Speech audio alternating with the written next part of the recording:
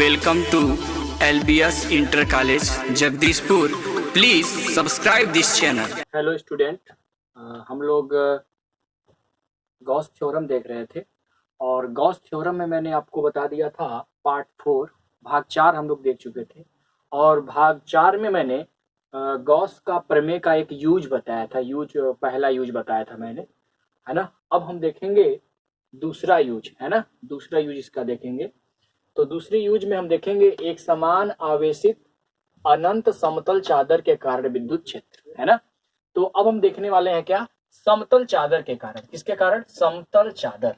मान लीजिए कि कोई समतल चादर है, कोई प्लेन सीट है ना, और उसके वजह से अगर हम विद्युत क्षेत्र किसी बिंदु पर देखना चाहते हैं तो उसका विद्युत क्षेत्र देखना चाहते हैं और गॉस का थ्योरम यूज करके हम वहां पे गॉस का प्रमेय लगा के फॉर्मूला निकालेंगे उसका विद्युत क्षेत्र का कितना होगा, है ना। तो उसके लिए क्या करना पड़ेगा हमको, हम यहाँ पे एक पहली तो चादर लेंगे, एक समतल चादर लेंगे और एक समान आवेशित होना चाहिए। देखिए यहाँ पे एक समतल चादर मैंने ले लिया, एक समान आवेशित है, देख लीजिए धनावेश चारों तरफ फैले हुए हैं। उसके बाद हम क्या करेंगे, मान लीजिए कि इसका जो पृष्ठीय आवेश घनत्व है, क्योंकि आपको बताया गया था पृष्ठीय आवेश घनत्व के बारे में, इसका पृष्ठ जो है, इस पृष्ठ का जो पृष्ठीय आवेश घनत्व है वो मान लीजिए कितना है, सिग्मा। ये छोटा वाला सिग्मा होता है ना, सिग्मा है।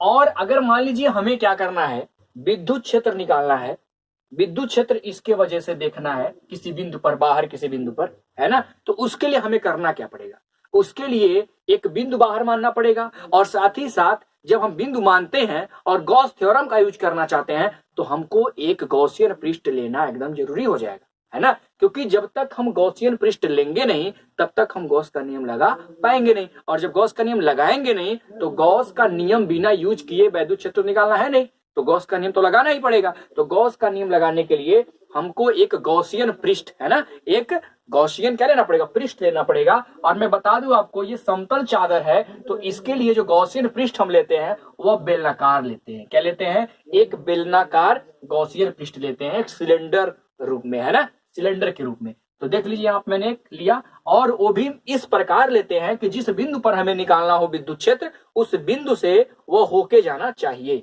तो देखिए यहाँ पे मान लीजिए एक बिंदु है, ये बिंदु P मैंने माना है और इसी के चारों ओर देखिए मैंने इसको सेट किया है, और यहाँ भी एक बिंदु है। देखिए ध्यान दीजिएगा, ये जो आपको पृष्ठ नजर आ रहा है, ये पृष्ठ कुछ इस तरह का है, ये पृष्ठ कुछ इस तरह का है ना।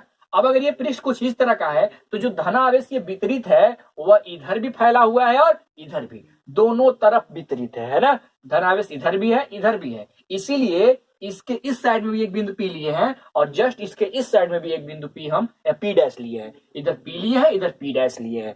और समझ में आ रहा है, क्योंकि इसके वजह से इधर भी विद्युत क्षेत्र काम करेगा इधर भी विद्युत क्षेत्र काम करेगा। तो टोटल विद्युत क्षेत्र कैसे निकालना पड़ेगा हमको, दोनों पॉइंट पे हमको निकालना पड़ेगा, इधर भी निकालना पड़ेगा इधर भी निकालना पड़ेगा, और दोनों को क्या करेंगे, लास्ट में हम क्या करेंगे, ऐड करेंगे। क्या करेंगे? ऐड करेंगे, तब जाके टोटल विद्युत क्षेत्र पता चलेगा। तो चलिए ध्यान देते हैं, यहाँ पे मैंने क्या लिया है, एक गॉसियन पृष्ठ लिया है। और आप जानते हैं कि जब एक बेलन लेते हैं तो उस बेलन में कम से कम आपको कितना पृष्ठ देखने को मिलता है, एक पृष्ठ, दो पृष्ठ और एक तीन पृष्ठ।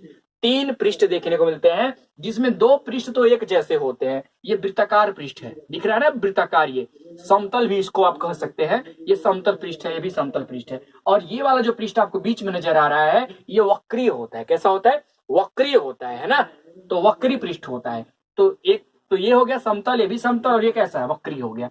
तो आप जानते हैं कि अगर कोई आप पृष्ठ लिए हैं, धनावेशित पृष्ठ, ये आप लिए हुए हैं, चादर लिए हैं, तो इसे विद्युत बल रेखाएं इधर भी निकलेंगी इधर भी निकलेंगी, दोनों ओर निकलेंगी विद्युत बल रेखाएं। और जब दोनों तरफ निकलेंगी तो कुछ इससे भी गुजरेंगी कुछ इससे भी गुजरेंगी, और हो सकता है कि कुछ इससे भी गुजरे। तो चलिए समझने की कोशिश करते हैं कि किससे विद्युत बल रेखाएं गुजरेंगी, किस पृष्ठ से, और किस पृष्ठ से नहीं गुजरेंगी, है ना। तो ध्यान दीजिएगा, आपको बताए थे हम, अगर ये वृत्ताकार है, ऐसा है ना, तो इसका जो आपका क्षेत्रफल वेक्टर होता है वह वेक्टर डी होगा। और इसी साइड में आप देख रहे होंगे ऐसे बाहर की ओर क्या है, विद्युत क्षेत्र वेक्टर ई है, तो वेक्टर ई भी इधर ही है। दोनों चीज क्या है, एक ही तरफ हो गया, मतलब यहाँ पे कोण कितना बनेगा, 0 डिग्री। सेम टू सेम वही चीज यहाँ भी हो रहा है, यहाँ भी इसका मैं एक छोटा सा यहाँ पे पार्ट ले रहा हूँ इसके लिए, इस पृष्ठ की मैं बात कर रहा हूँ ना, तो इस पृष्ठ पे अगर मैं देखूं तो इस पृष्ठ को मैंने मान लिया कि इसका जो क्षेत्रफल है छोटा सा, मैंने इसका पार्ट लिया, ये वेक्टर डीए है ना, तो वेक्टर डीए है तो इसके वजह से भी वही काम होने वाला है, वेक्टर इधर होगा और ये पृष्ठ कैसा है, ये पृष्ठ जो है कुछ इस तरह का है तो इधर दिखा देंगे, है ना, वेक्टर डीए को। अब ध्यान दीजिएगा, अगर मैं इसकी बात करूं ये वक्री पृष्ठ की, तो कैसे दिखाएंगे, इसका भी छोटा सा पार्ट ले लीजिए, वह ऊपर की ओर दिखाते हैं, और वेक्टर ई और वेक्टर डी के बीच का कोण कितना है 90 डिग्री, और इसके लिए क्या हो जाएगा, जब cos 90 लगाएंगे आप तो जीरो हो जाएगा, क्योंकि फार्मूला तो आप जानते ही हैं। तो बात समझ में आ गई होगी, हमारे काम का कौन कौन है, सिर्फ ये वाला एरिया है, ये वाला पृष्ठ है, और ये वाला पृष्ठ हमारे काम का है। ये वाला पृष्ठ तो क्या हो रहा है, इसके लिए फ्लक्स क्या हो जाता है, जीरो हो जाता है। तो वही चीज यहाँ पे मैं समझाऊंगा, यदि कोई सिग्मा एक समान पृष्ठीय आवेश घनत्व से, है ना, यदि कोई सिग्मा एक समान पृष्ठीय आवेश घनत्व से आवेशित अनंत समतल चादर है, मतलब मैंने क्या किया, एक आवेशित अनंत समतल चादर लिया जिसका पृष्ठ घनत्व क्या है, सिग्मा है, क्या है, जिसका पृष्ठीय आवेश घनत्व क्या है, सिग्मा है। अब आगे पढ़ेंगे, समतल चादर पर गॉसियन पृष्ठ की रचना करने पर, तो जब गॉसियन पृष्ठ की हम रचना करेंगे तो चित्रानुसार प्राप्त होता है, देखिए क्या प्राप्त होता है, चित्रानुसार यहाँ पे बेलनाकार प्राप्त होता है, चित्रानुसार प्राप्त होता है। तो चलिए कोई दिक्कत नहीं है, यहाँ पे फिगर तो बना ही है, चित्रानुसार प्राप्त होता है, यहाँ पे मैं समझा दूंगा।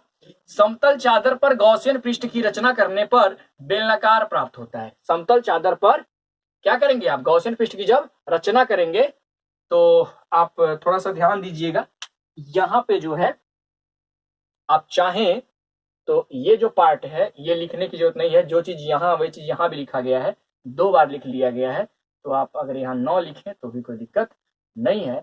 इसको आप क्या करिए ना, इसको आप बेलनाकार बना दीजिए, बेलना, ठीक है। समतल चादर पर गॉसियन पृष्ठ की रचना करने पर चित्रानुसार बेलनाकार प्राप्त होता है, समझ में आ गया।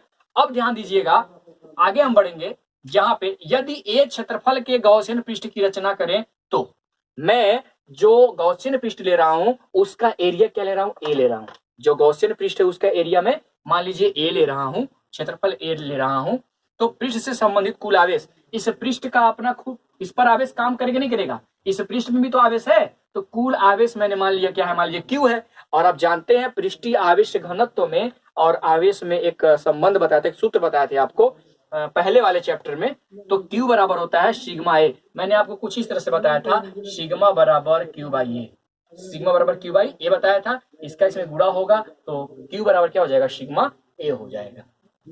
ये हो जाएगा इक्वेशन 1, ये हो जाएगा इक्वेशन 1। अब देखिए फाई इक्वल टू, अब थोड़ा सा ध्यान देना है, यहाँ पे अगर मान लीजिए छोटा सा कोई एक ही पृष्ठ होता तो उसको बस लिख के इंटीग्रेशन में पूरा कर देते, काम चल जाता, लेकिन यहाँ तो मैं देख रहा हूं कि ये वाला भी पृष्ठ लेते हैं, ये वाला भी पृष्ठ दिखाएंगे, है ना, इधर भी बिंदु P है, इधर भी 2 बिंदु हो गए ना, तो हम इन दोनों के लिए भी लेंगे और इसको भी ध्यान देंगे, ये वाला पृष्ठ भी ध्यान देंगे, और सबके लिए हम बल रेखा का सूत्र लगाएंगे, फ्लक्स का सूत्र लगाएंगे।